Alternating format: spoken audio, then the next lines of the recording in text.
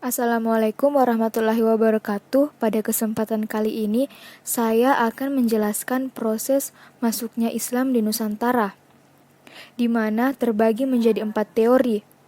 Masing-masing teori dijelaskan berdasarkan rentan waktu yang berbeda, mulai abad ke-7 hingga abad ke-13. Para ahli sejarah memberikan 4 teori bagaimana proses masuknya Islam ke Nusantara. Masing-masing teori dijelaskan berdasarkan rentan waktu yang berbeda, mulai dari abad ke-7 hingga ada pula yang menyebutkan abad ke-13. 1. Teori Gujarat. Teori ini beranggapan bahwa agama dan kebudayaan Islam dibawa oleh para pedagang dari daerah Gujarat, India yang berlayar melewati Selat Malaka. Teori ini menjelaskan bahwa kedatangan Islam ke Nusantara sekitar abad ke-13 melalui kontak para pedagang dan kerajaan Samudra Pasai yang menguasai Selat Malaka pada saat itu. 2. Teori Persia. Umar Amir, Husain dan Husain Dajaningrat berpendapat bahwa Islam masuk ke Nusantara melalui para pedagang yang berasal dari Persia, bukan dari Gujarat. Persia adalah sebuah kerajaan yang saat ini kemungkinan besar berada di Iran. 3. Teori Cina. Teori ini berpendapat bahwa migrasi masyarakat Muslim Cina dari Kanton ke Nusantara, khususnya Palembang pada abad ke-9, menjadi awal mula masuknya budaya Islam ke Nusantara. Hal ini dikuatkan dengan adanya bukti bahwa Raden Pata atau Raja Demak adalah keturunan Cina, penulisan gelar Raja-Raja Demak dengan istilah Cina, dan catatan yang menyebutkan bahwa pedagang Cina lah yang pertama menduduki pelabuhan-pelabuhan di Nusantara. 4. Teori Mekah. Dalam teori ini dijelaskan bahwa Islam di Nusantara dibawa langsung oleh para musafir dari Arab yang memiliki semangat untuk menyebarkan Islam ke seluruh dunia pada abad ke-7. Hal ini diperkuat dengan adanya sebuah perkampungan Arab di Barus, Sumatera Utara, yang dikenal dengan nama Bandar Khalifah. Islam pun berkembang di beberapa wilayah di Indonesia, yaitu Sumatera, Jawa, Sulawesi, dan Mekah.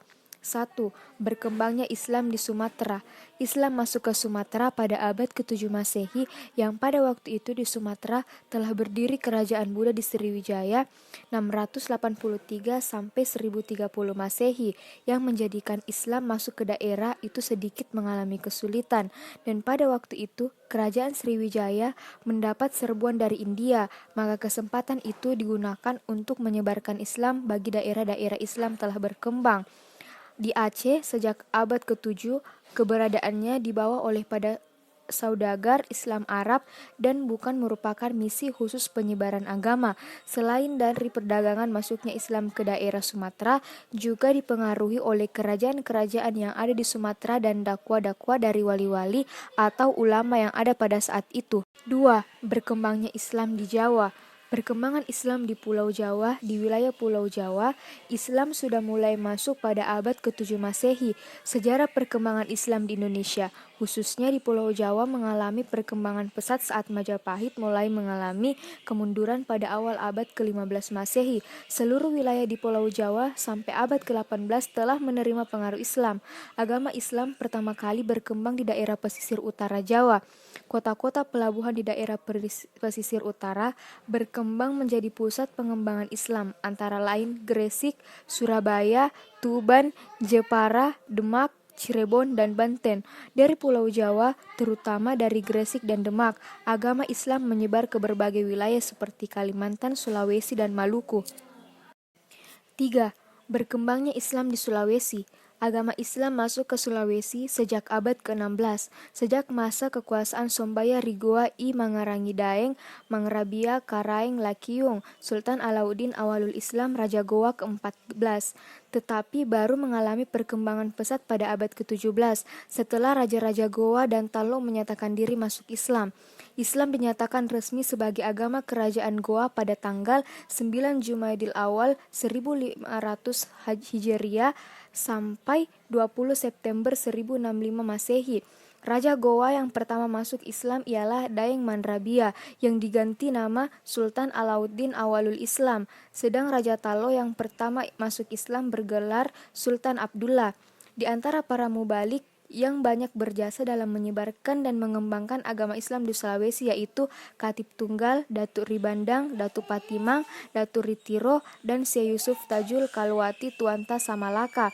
Dakwah Islamiyah di Sulawesi berkembang terus ke daerah Kerajaan Bugis, Wajo, Sopeng, Sidenreng, dan lain-lain. Suku Bugis yang terkenal berani, jujur, dan suka berterus terang semula sulit menerima agama Islam. Namun berkat kesungguhan dan keuletan para mubalik secara berangsur-angsur, mereka menjadi penganut Islam yang setia. 4. Berkembangnya Islam di Maluku Utara. Islam di Maluku Utara memiliki sejarah yang panjang. Kepulauan Maluku yang terkenal kaya dengan hasil bumi yang melimpah membuat wilayah ini sejak zaman antik dikenal dan dikunjungi para pedagang seantero dunia. Karena status itu pula Islam lebih dulu mampir ke Maluku sebelum datang ke Makassar dan kepulauan-kepulauan lainnya. Kerajaan Ternate adalah kerajaan terbesar di kepulauan ini. Islam masuk ke wilayah ini sejak tahun 1440, sehingga saat Portugis mengunjungi Ternate pada tahun 1512, Raja Ternate adalah seorang Muslim, yakni Bayang Ulla. Kerajaan lain yang juga menjadi representasi Islam di kepulauan ini adalah Kerajaan Tidore, yang wilayah teritorialnya cukup luas meliputi sebagian wilayah Halmahera, pesisir barat Kepulauan Papua, dan sebagian Kepulauan Seram. Ada juga Kerajaan Bacan. Raja Bacan pertama yang memeluk Islam adalah Raja Zainul Abidin yang bersyahadat pada tahun 1521.